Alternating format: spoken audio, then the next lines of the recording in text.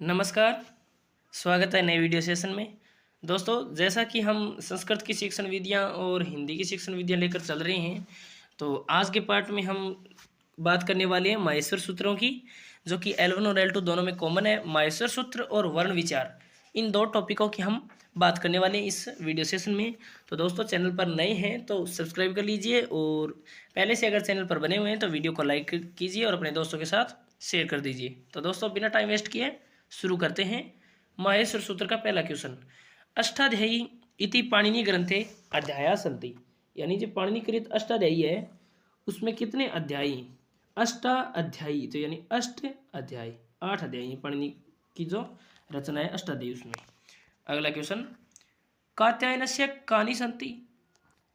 कात्यायनस्य कानि सन्ति, कात्यायन जो था उसने क्या लिखा, उसके क्या हैं सूत्राणी, वार्तिकानी, मंत्राणी या परिभाषा सूत्राणी? बताइए। तो कात्यायनस्य वार्तिकानी सन्ति, उसकी जो रचना है वो है वार्तिक। ठीक है, आगे देखिए, महाभाष्यकारक है अस्ति। महाभाष्यकारक कौन है? महाभाष्य के रचयिता बोल सकते हैं आप पतंजलि। ठीक है, पतंजलि की तदुक्ति या रचना क्या है?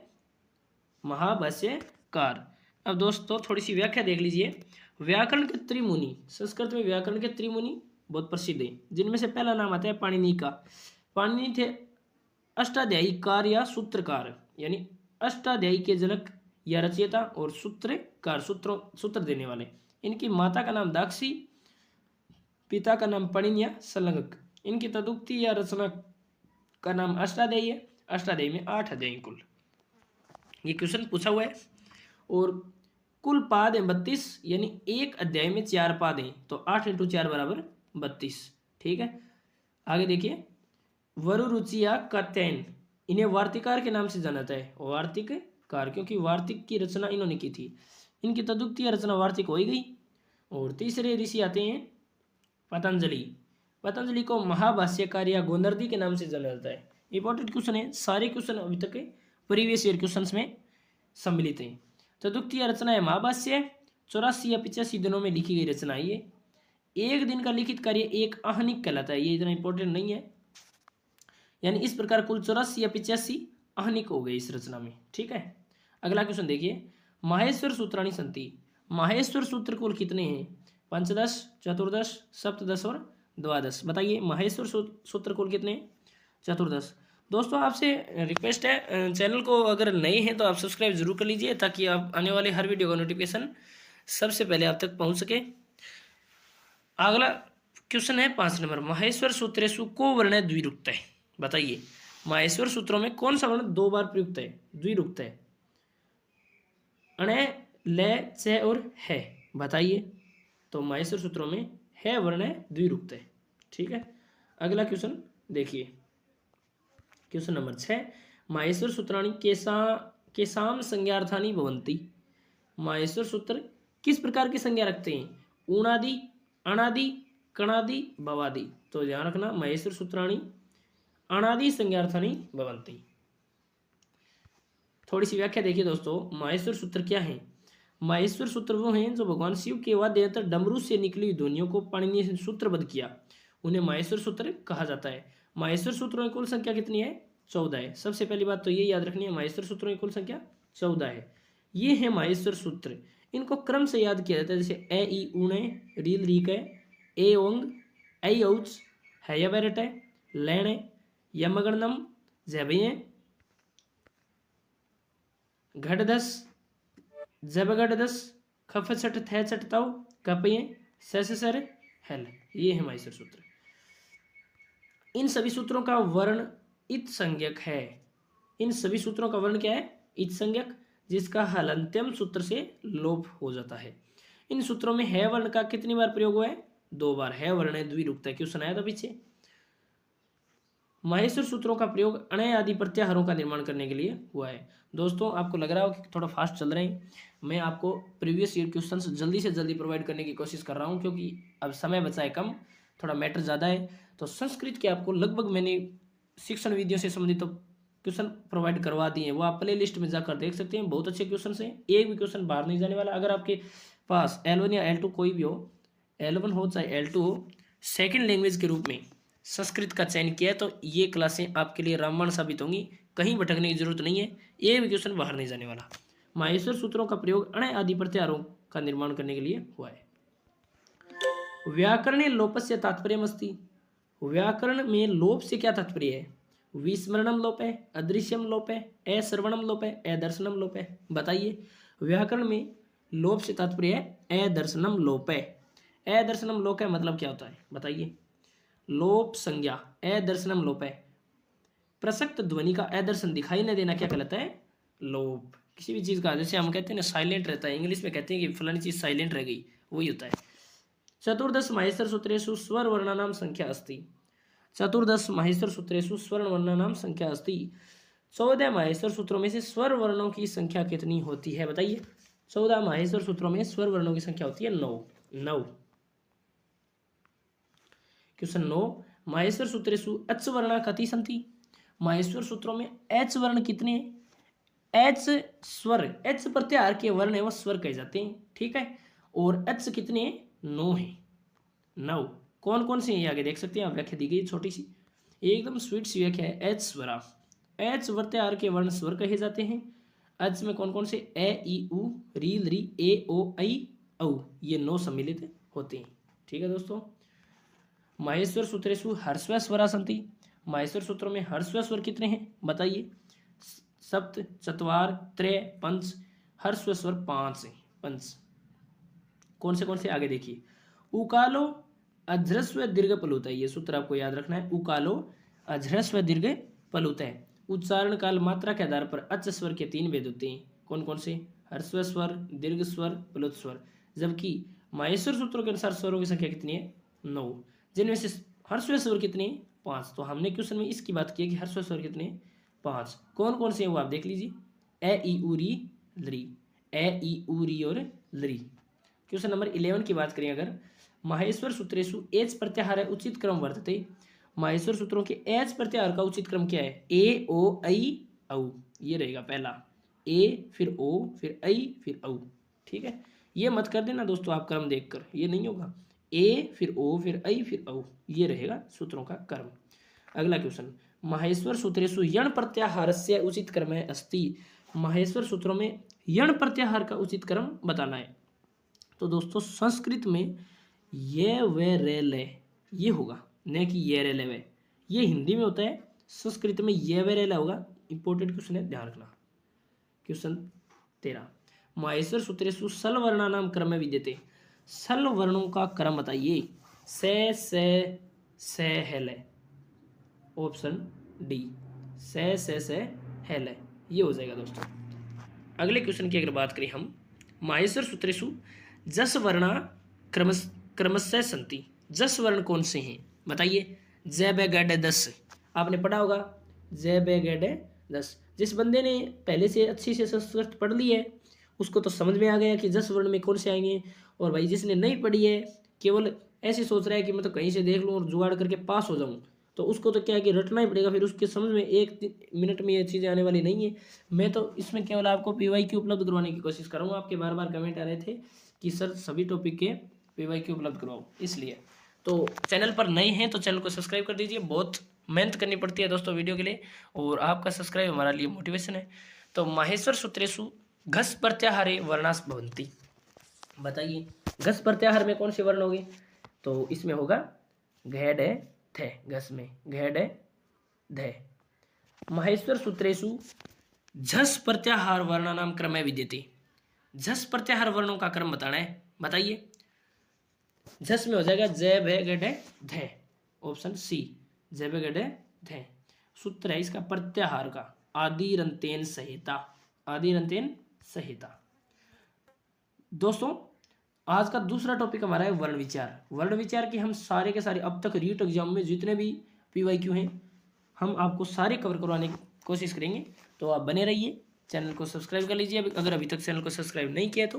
पहला क्वेश्चन ये रहा, स्वराः सन्ति, स्वर कितने हैं बताइए भाई, स्वर कितने हैं? ये हमने डिस्कस कर लिया है, स्वर है 9, ठीक है। संस्कृत भाषा या स्वराः सन्ति, बताइए संस्कृत भाषा के कौन कौन से इनमें से स्वर है? ये वरेले से है, ए ई ऊरी, ये मैगन, बताइए। तो सीधा सा दिखाई दे रहा है, साफ दिखाई दे रहा है, ए ई ऊ री। अच भवंती, अच क्या होते हैं? इतना स्वर, इतना इजी क्वेश्चन पूछ लिया। अच होते हैं स्वर, एच स्वर होते हैं, और हल व्यंजन होते हैं। देखो अच स्वरा, परिभाषा के अनुसार अच प्रत्याहार के वर्ण क्या होते हैं? स्वर होते हैं। अच प्रत्याहार में कौन कौन से आते हैं?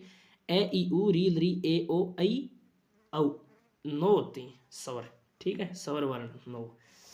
पाणिनि शिक्षायाम वर्णानाम संख्या वर्तते। पाणिनि की शिक्षा में कुल कितने वर्ण हैं? बताइए। पाणिनि की शिक्षा में कुल वर्ण है 63 या 64, 63 या 64। वो कैसे, आगे बताऊंगा मैं आपको।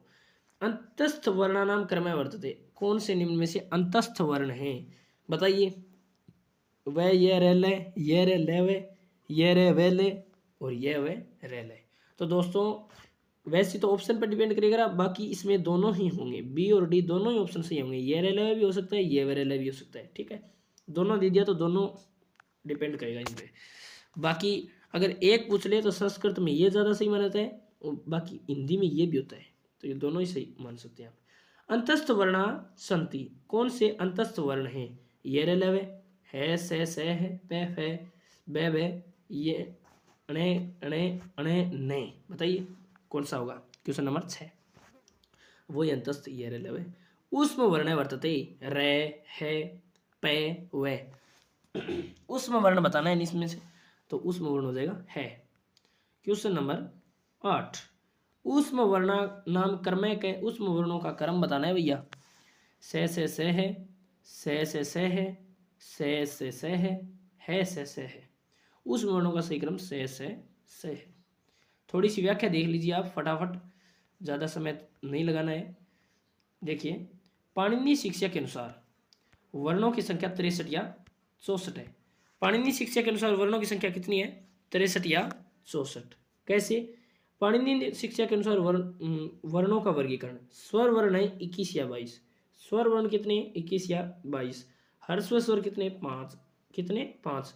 स्वरों में से ह्रस्व स्वर कितने? 5। ए ई उ री और लरी। ह्रस्व स्वरों को लघु स्वर व एक मात्रिक स्वर भी कहते हैं, क्योंकि इनमें एक ही मात्रा का प्रयोग होता है। दीर्घ स्वर है 8। दीर्घ कितने? 8। कौन कौन से? आ ई उ री ए ऐ ओ औ। दीर्घ स्वरों को गुरु स्वर या द्विमात्रिक स्वर भी कहा जाता है। इसके अलावा होते हैं प्लुत स्वर। प्लुत स्वर एच स्वर के साथ त्रिमात्रिक चिन्ह होता है, जैसे आउ, इउ, उ, रियु, द्रियु, एउ, ओउ, ऐउ, ओउ। ये होते हैं 9, ठीक है।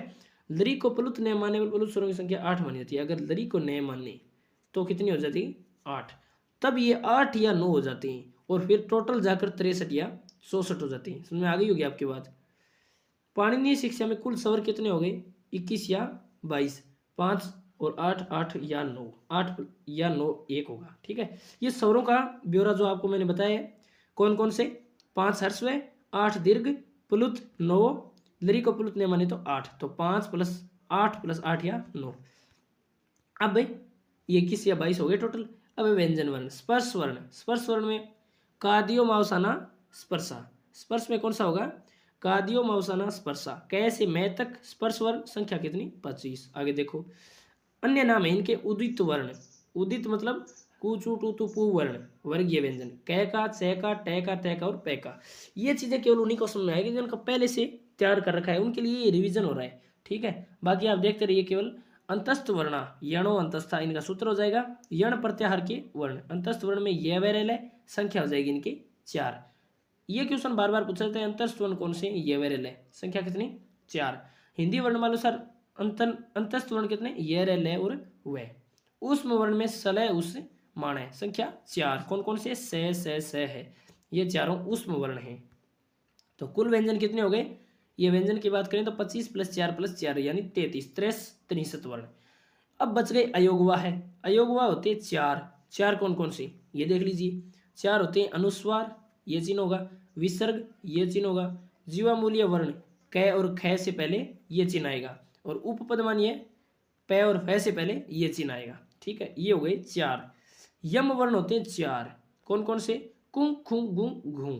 कुं खुं गू और घू, मतलब जहाँ कै दो बार आएगा, खे दो बार आएगा, गे दो बार आएगा और घे दो बार आएगा। जैसे पलकनी, चखंतु, अग्गनी, गगंती, ठीक है, ये हो जाएगा। तो ये होते हैं यम वर्ण, कै खे गे गे, 4 यम वर्ण होते हैं। एक बच गया दुष्पृष्ठ वर्ण, ये होता है ळ। दुष्पृष्ठ वर्ण कौन सा होता है? ळ। इन्हें अलग अलग याद करना पड़ेगा, आपको याद नहीं हो रहा तो इन्हें लिख लीजिए आप, ठीक है। इस प्रकार पाणिनीय शिक्षा में कुल वर्ण 21 या 22 तो सवर हो गए, प्लस 33 व्यंजन, प्लस 4 अयोगवाय, प्लस 1 दुष्पृष्ठ और 1 4 प्लस 4 यम वर्ण, कुल हो गए 63 या 64 वर्ण। ये थी सारा वर्णों का हिसाब किताब। आगे देखिए दोस्तों, अस्वरस्य उच्चारण स्थानम अस्ति। अस्वर का उच्चारण स्थान बताना है, बताइए अस्वर का उच्चारण स्थान कौन सा होगा? अकु है विसर्जनीय नाम कंठ, ठीक है वर्ण से उच्चारण स्थानम अकु है विसर्जनीय नाम कंठ है आ गया।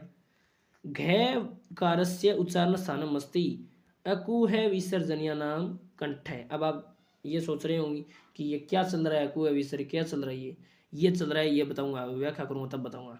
उच्चारण स्थानों की संख्या होती है 8। कैसे? एक तो उरस से, एक शिरस से, शिरस को मूर्धा बोलते हैं, एक कंठ से, तालु से, दंत से, ओष्ठ से, नासिका से और जीवा मूलम से। अब अकुह विसर्जनीय नाम कंठ कैसे हुआ? अकुह विसर्जनीय नाम में ए और आ गया, कु से कै वर्ग आ गया, कै खे गे गे सारे विसर्जनीय नाम कंठ अकु है आ गया, तथा विसर्ग का उच्चारण विसर्जनीय नाम विसर्ग का उच्चारण कंठ होता है, अतः ये वर्ण कंठ वर्ण कहलाते हैं। तो यहाँ क्या है? यहाँ है घे, तो ए कु कै मतलब कै खे गे गे, तो घे आ गया मतलब कंठ है, अकु है विसर्जनीय नाम कंठ है। इस प्रकार होता है ये केवल सूत्र से निर्भर करेंगे। च वर्ग से उच्चारण स्थानावर्ती बताइए, ईचु यसानाम तालु, ईचु यसानाम तालु। फिर वही जय वर्ग से ईचु यसानाम तालु च छ जय जय, ठीक है। यह वर्ण से उच्चारण स्थान भी देते, यह का बताना है। ईचु वो यसा नाम ये आ गया तो ईचु यसा नाम तालु, ठीक है, ये सूत्र हो गया नीचे। इस प्रकार की होती है ये ईचु यसा नाम तालु। ई च वर्ग च में च छ जय जने ये तथा से का उच्चारण स्थान तालु होता है, ये वर्ण तालव्य वर्ण कहलाते हैं। अगला क्वेश्चन है अपना, रीटू रसाणाम मूर्धा, सीधा सूत्र दे दिया, रट लो। रीटू रसाणाम मूर्धा, क्वेश्चन नंबर बात करें री, वही रीटू रसाणाम मूर्धा, रीटू रसाणाम मूर्धा। अगला क्वेश्चन, मूर्धा, मूर्धा से किसका उच्चारण होता है? तो रे वर्ण का उच्चारण होता है। फटाफट देख लीजिए, चैनल पर नए हैं तो चैनल को सब्सक्राइब कर लीजिए। 18वां क्वेश्चन है, रे कारस्य उच्चारण स्थान वही मूर्धा, बार बार वही आ रहा है। से कारस्य बताइए, से कारस्य रीटू रसाणाम मूर्धा, से कारस्य मूर्धा, मूर्धा उच्चारण स्थानम से कारस्य। अब देखिए कितने इजी क्वेश्चन आ रहे हैं, अब इनसे बाहर कुछ भी क्वेश्चन नहीं जाएगा, बार बार यही क्वेश्चन आ रहे हैं, कभी 2011 में, कभी 2015 में, कितने पहले के क्वेश्चन आपके लिए प्रोवाइड करवाए जा रहे हैं। आपको तो सब्सक्राइब ही तो करना है चैनल को। आगे देखिए, मूर्धा स्थानस्य री वर्ण है, रीटू रसाणाम मूर्धा। क्वेश्चन नीचे व्याख्या नीचे दे दी है, रीटू रसाणाम मूर्धा, री टे वर्ग टे ठे रे तथा से का उच्चारण स्थान मूर्धा होता है, ये मूर्धन्य वर्ण कहलाते हैं। कौन से वर्ण कहलाते हैं? ये मूर्धन्य वर्ण। अगला, लरितु लसानाम बताइए, लरितु लसानाम दंता, लरितु लसानाम दंता। अगला है लरी वर्णस्य उच्चारण स्थानम, लरी का हो जाएगा दंता, लरितु लसानाम दंता। अगला क्वेश्चन बहुत इजी क्वेश्चन है, तय वर्ग से, तय वर्ग का उच्चारण स्थान बताना है, लरितु लसानाम दंता। थे वर्ण से वही लरितु लसानाम दंता, तय थे दे ने, लरितु लसानाम दंता, ठीक है। अगला क्वेश्चन 26 नंबर, लय वर्ण से फिर वही लरितु लसानाम दंता। देखिए रिपीटेशन देखिए आप क्वेश्चंस का, व्याख्या देखिए, लरितु लसानाम दंता, लरी तय वर्ग, लरी प्लस तय वर्ग तय थे दे देने, लय तथा से का उच्चारण स्थान दंत होते हैं, ये दंत्य वर्ण कहलाते हैं, ठीक है। अगला क्वेश्चन देखिए, दंत्य वर्ण पूछ ली तो ये बता देना। ऊ सवरस्य उच्चारण स्थानम भवति, उपपदमान्य नाम ओष्ठो, सूत्र याद करना पड़ेगा आपको, उपपदमान्य नाम ओष्ठो, ठीक है। पय वर्ग से उच्चारण उपु पदमान्य नाम, फिर वही ओष्ठो, उपु पद्यमान्य नाम ओष्ठो, ठीक है। व्याख्या देखिए तो आगे दी गई है, उपु पदमान्य नाम ओष्ठो, उ पय वर्ग पै फै बै भै में तथा उपदमान्य नाम वर्ग का उच्चारण, वर्ण का उच्चारण ओष्ठ से होता है, ये वर्ण ओष्ठ्य वर्ण कहलाते हैं। कौन कौन से? ये सारे, इन्हें रट लीजिए आप। सारा सिस्टम ये रटाफिकेशन वाला है, इनमें कुछ भी समझने वाला नहीं है। अगर आपकी याद नहीं है तो आपको रटना पड़ेगा, वरना आपका रिवीजन तो हो ही रहा है। यम अगणनम व्यंजनानाम उच्चारण स्थानम किम, बताओ यम अगणनम। इसमें खैर ऑप्शंस के आधार पर तो इसमें बोनस दिया गया था, ऑप्शंस के आधार पर तो इस प्रश्न में बोनस दिया गया था, ठीक है। किंतु इसको व्याख्या से समझते हैं हम। यम अगणनाम नासिका च, यम अगणनाम नासिका च, कैसे देखिए, यम अण तथा नए वर्णों का उच्चारण स्थान नासिका होता है। प्रत्येक वर्ग के पंचम वर्ण के दो उच्चारण स्थान माने जाते हैं, एक नासिका का तथा दूसरा अपने वर्ग का। नोट, अब देखिए क्या है इसमें, मुख नासिको वचनो अनुनासिका, इसमें बोनस क्यों दिया गया, ये देखिए, मुख नासिका वचनो अनुनासिका है। मुख तथा नासिका दोनों की सहायता से बोले जाने वाला वर्ण अनुनासिक वर्ण कहलाता है। यहाँ प्रत्येक वर्ग का पंचम वर्ण दिया गया है जो कि अनुनासिक वर्ण है, अतः विकल्प में मुख तथा नासिका दोनों विद्यमान होने के कारण, मुख तथा नासिका दोनों विद्यमान होने के कारण इसे डिलीट या बोनस दिया गया था, ठीक है। अगला क्वेश्चन देखते हैं। एकारस्य, बताइए एकारस्य उच्चारण स्थानम किम, एकारस्य, ए दो तो कंठ तालु, ट्रिक है, सूत्र है, ए दो तो कंठ तालु, ठीक है। व्याख्या में समझ सकते हैं, ए दो तो कंठ तालु यानी ए ऐ वर्णों का उच्चारण स्थान कंठ तालु होता है, ये वर्ण कंठ तालव्य वर्ण कहे जाते हैं। ओ स्वर वर्ण से उच्चारण स्थान विद्यते, ओ स्वर वर्ण का उच्चारण स्थान बताइए, बताइए ओ दो तो कंठोष्टम, ओ दो तो कंठोष्टम सूत्र होता है। औ इत्यस्य, औ बताना है, औ का उच्चारण स्थान वही, ओ दौ तो कंठोष्टम, वही होगा कंठोष्टम, ओ दौ तो कंठोष्टम, ठीक है। अगला देखिए, जैसे आ गया नीचे, ओ दो तो कंठोष्टम, ओ औ वर्णों का उच्चारण स्थान कंठोष्ट होता है, ओ और औ का क्या होता है कंठोष्ट, ये वर्ण कंठोष्ट या वर्ण कहलाते हैं, ठीक है, समझ गया। वह व्यंजन से उच्चारण स्थानम अस्ति, वह व्यंजन का उच्चारण स्थान बताना है, कंठोष्टम कंठतालु दंतोष्टम जीवामूलम, वकारस्य दंतोष्टम, सूत्र है वकारस्य दंतोष्टम, ठीक है। अगला क्वेश्चन, ठीक है। अधोलिखितेषु दंतोष्ठ्य वर्णक, निम्न में से दंतोष्ठ्य वर्ण कौन सा है, बताइए। वकारस्य दंतोष्टम, वह पहले ही दिख रहा है, वकारस्य दंतोष्टम, व्याख्या समझ सकते हैं आप। वकारस्य दंतोष्टम, वह वर्ण का उच्चारण स्थान दंतोष्ठ होता है, ये वर्ण दंतोष्ठ्य वर्ण कहलाते हैं। विशेष की अगर बात करें तो जीवामूलस्य जीवामूलम, जीवामूली से वर्ण कै ख का उच्चारण स्थान जीवामूल होता है।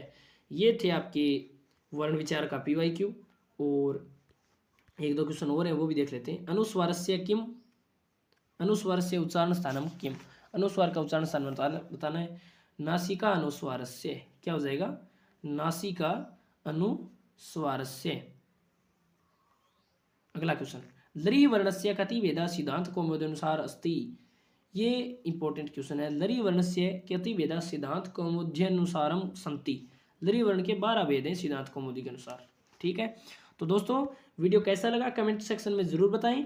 कुछ दोस्त ये सोच रहे होंगे कि जल्दी जल्दी करवाया है वीडियो, तो जल्दी तो इस कारण हो जाता है कि समय का सभी के पास अभाव है, आपके पास भी, आप भी रिवीजन कर रहे होंगे, तो आपके लिए PYQ ऐसे ही प्रोवाइड करवा रहा हूँ। आप चैनल को सब्सक्राइब कर लीजिए फटाक से, और अपने दोस्तों के साथ शेयर कीजिए, ठीक है दोस्तों। धन्यवाद, जय हिंद, जय भारत।